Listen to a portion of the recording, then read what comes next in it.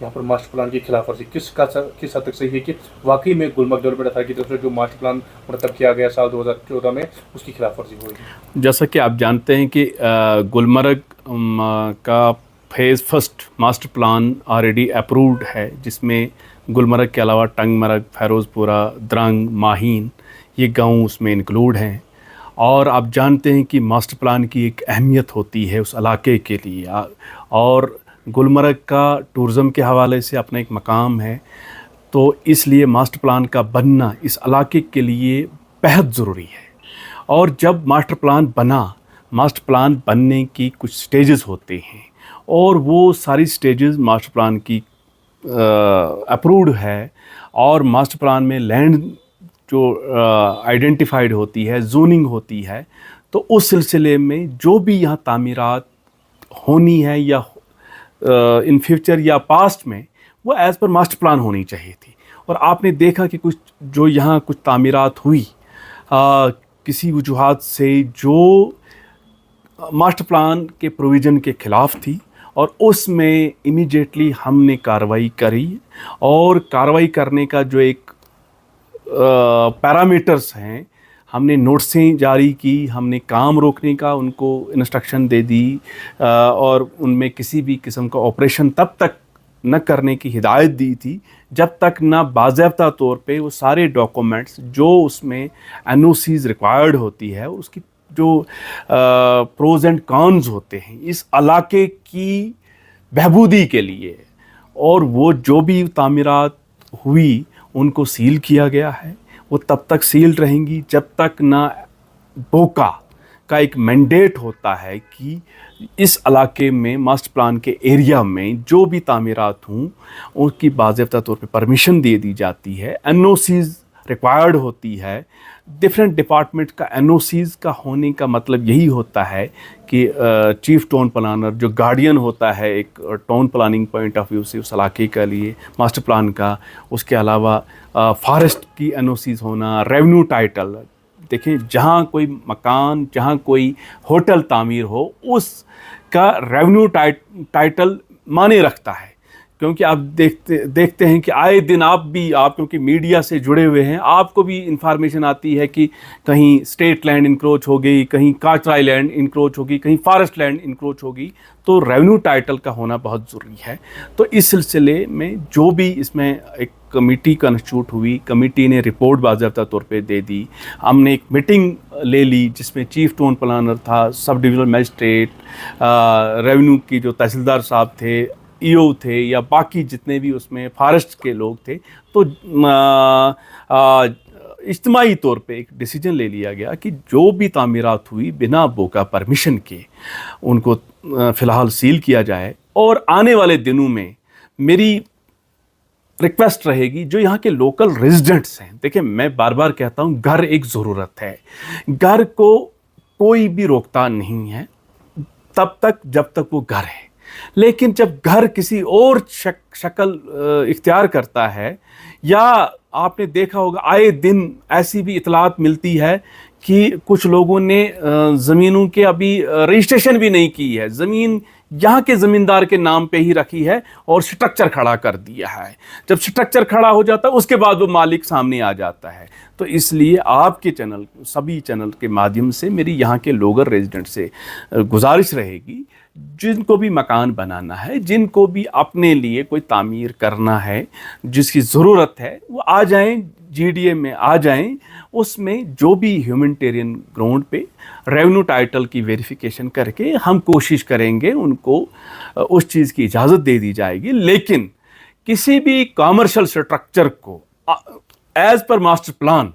जो भी लवाजमात है, जो भी वहाँ की जोनिंग है, जो भी उस एरिया का, चाहे वो एरिया हटमेंट एरिया है, कमर्शियल एरिया है, रेजिडेंशियल एरिया है, एग्रीकल्चर एरिया, देखिए हमने इस इलाके की हर चीज़ की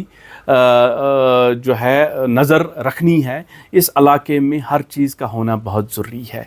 टूरिस्ट यहाँ आप बार बार हम ये कहते हैं कि जो हमारा टूरिस्ट है सब एक नेचुरल टूरिज़्म है, हमारे पास जो कुदरती वसाइल है उनकी वजह से हमारा यहाँ टूरिस्ट आता है। तो इसलिए हम सब ने मिल के यहाँ के इन्वायरमेंट के लिए, यहाँ के मास्टर प्लान के लिए, यहाँ की जो बाकी कुदरती वसाइल हैं उनके लिए काम करना है, और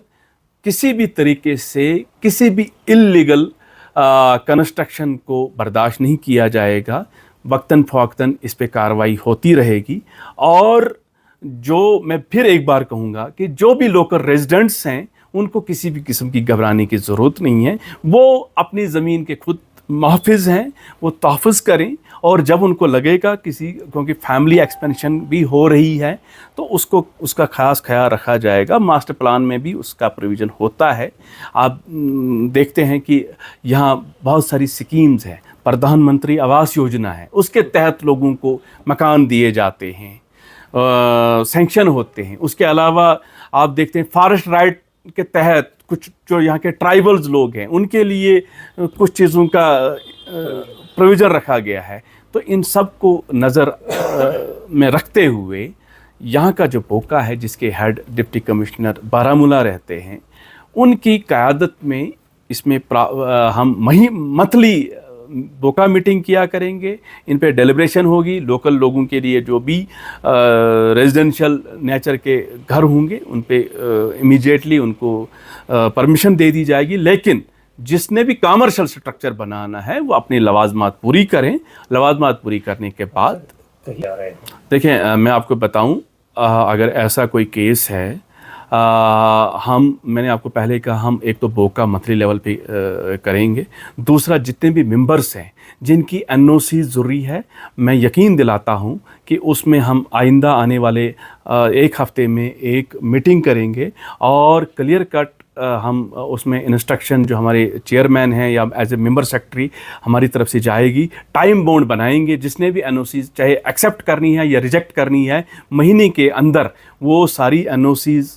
हमारे पास आनी चाहिए। जब एक एप्लीकेंट अप्लाई करता है, आप देखेंगे मोस्ट ऑफ द सर्विसेज जो है इस time public service guarantee act के तहत है। तो ये भी एक पब्लिक सर्विस गारंटी एक्ट के तहत हम जब किसी का लेटर किसी